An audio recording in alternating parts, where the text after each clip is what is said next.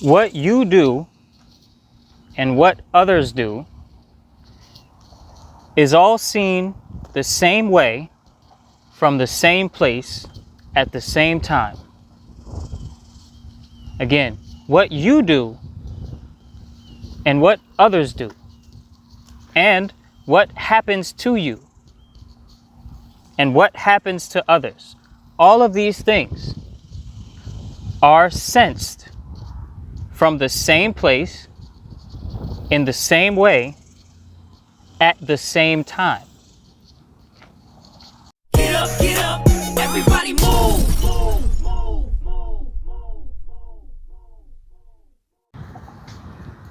Yo, everybody out there, Soul Expression here. Very nice to be with you, and welcome to another episode of Get Your Mind Right. It is truly a wonderful thing to be able to speak with you guys and share a bit of my life with you all in this way. So just wanted to start out by acknowledging all of you that watch these videos. Thank you so much. Please continue to do so. Like, share, and subscribe. And, let's spread the good word and the good deeds. Give somebody a hug, show love to your family. Say thanks to your mama. And let's get this shit popping. So today, I have a question for you that is a very common question. And common questions fall victim to getting common responses. But today I want you to really, really ponder this question that I'm going to ask you. And the question is, what if you are the whole universe? What if you are the whole universe? And by universe or world, what if you're the whole world? By universe and world, what I mean is that which is, right? Everything. So if there's a multiverse, or if there's some sort of, the parallel universe theory, if that's true, whatever the case may be, if all of it was you, or what if you, no, not if all of it was you, what if you were all of it? Slight difference.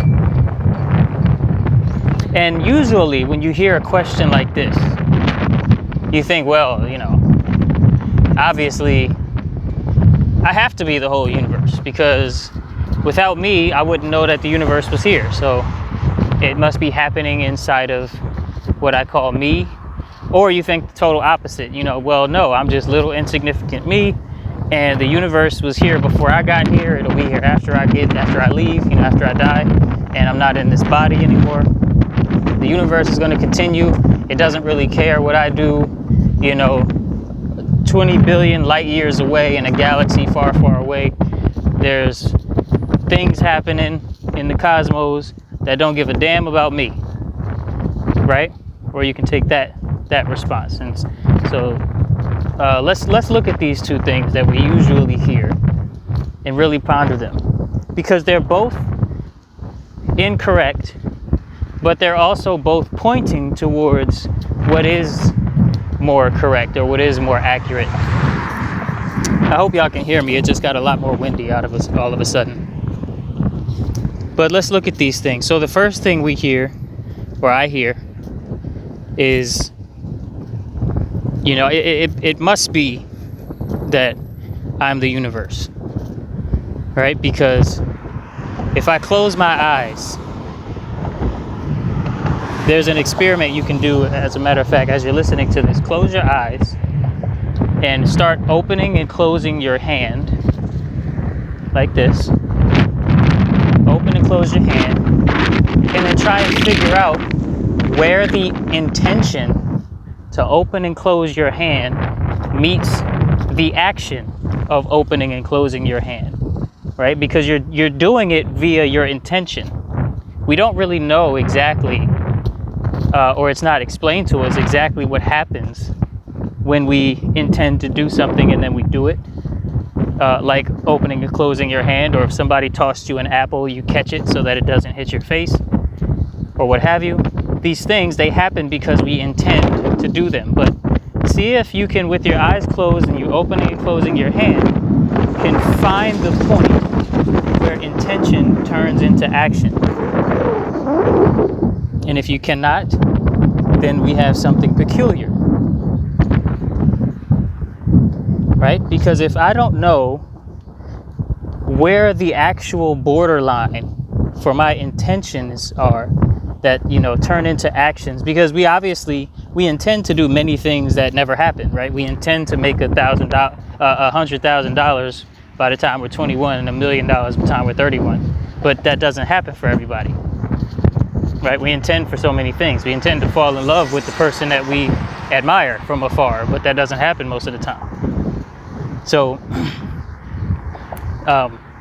if I can't find the line where my intention turns into action, then how much power does my intention really have?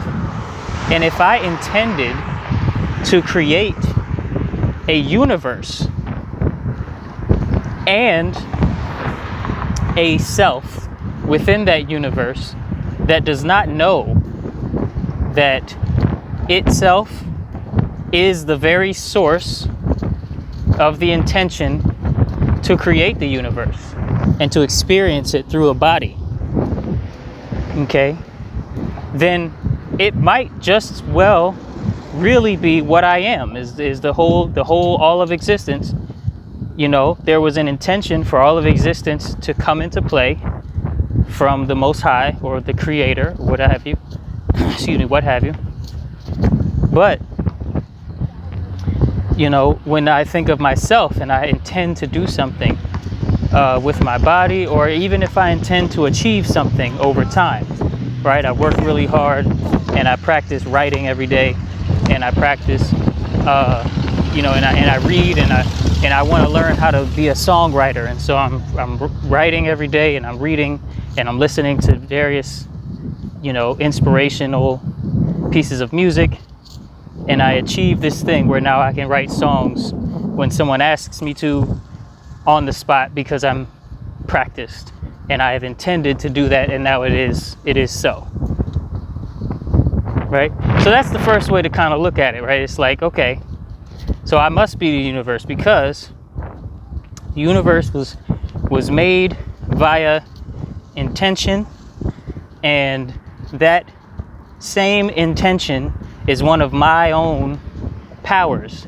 And if I were God and I intended to make the universe and then to make a self which would experience the universe, but only through forgetting that it is the universe, then yeah, it makes sense. Must be me. And now let's look at the other way to look at it, right?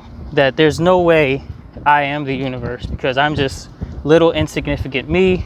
There's this huge existence out there, and like I said, there might be parallel universes and all of the whole 9 yards, and little me has no effect on the big picture. No matter what I do, if I try to change the cosmic makeup of the universe, I will have no success, because I'm just too small. I'm just, it's like a grain of sand trying to change the physical structure of the beach. It's too small, right? What can I do to this grand universe? And so now when looking at that, you have to really know what you're talking about when you say I. And really, really look at what you call I. Because if what you call I is not your full self, then you got to take another look at the question, right? What if you're the whole universe? So if what you call I is that which was born when you came into the world, you could say when you came out of your mother's womb and you were out in 3D land as your own body, right? If you think that is I, then when did you start? Did you start right then when you came out of your mother's womb? Well, it couldn't be, right? Because you were already the same thing that came out was already you. So it probably was before that. So did you start at contraception? Is that your beginning? Well, maybe not, right? Because contraception, the spermatozoa, the sperm and the egg or ovum, whatever, had to come in contact with each other, but they already had to exist in order to come in contact with each other. So were you born when the specific egg and the specific sperm that one day became your body, when they were created and you're inside of your father and mother's root? Is that when you started? Or you could take it further back and maybe you say, I was born when my father and mother were born. But then when you look at that, you got to go way far back and say, okay, when the universe was born. You see where I'm going? Because in reality, there is no such thing as separate events. There's no such thing as this happened and then that was the end of that, and then the next thing happened. We can agree conceptually that there are separate events. But Alan Watts once put it like this. He said, okay, let's say that the First World War started in 18 whatever and ended in 19 whatever, right? And now that may be agreed upon, but it cannot be true, because whatever led up to the war started well before 18, whatever year the First World War began. The beef between the countries was already well established by that time. And after the war ended, let's say it ended in 1910. After the war ended, the repercussions from the war still affect our lives today. And so there's no such thing as separate events in reality, right? Now that's a big grandiose event, but even the event of, somebody might say, well, no, when I go and brush my teeth, when I'm not brushing my teeth, then that's the end of it. Right? But that's not looking carefully enough, because when did it start that you go to brush your teeth today? Did it start when you thought about it? Well, where did the thought come from? The thought had to come from your subconscious, which was programmed to know that you should brush your teeth through the years that you grew up. Now, when was the first time you were exposed to brushing your teeth, and what started that? And yada, yada, yada, all the way back through time, again, to the beginning of the universe. So what if you really are the entirety of existence?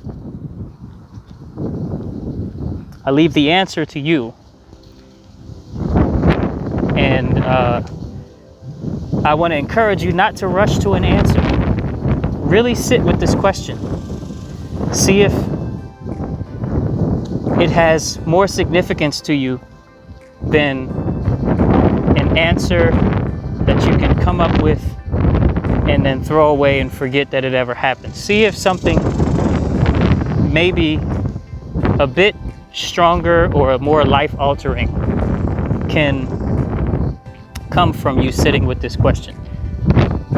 And with that, I'll go ahead and close out. So again, my name is Soul Expression, and this has been another episode of Get Your Mind Right. Like, share, and subscribe, and I'll catch you all in the next episode. Peace and love. So if you're new to Ufulu Child, make sure you subscribe to get more mind mastery content dropped straight into your YouTube feed. If you enjoyed today's episode of Get Your Mind Right, let me know by clicking that like button, and I can't wait to see you all in the next video. Peace and love.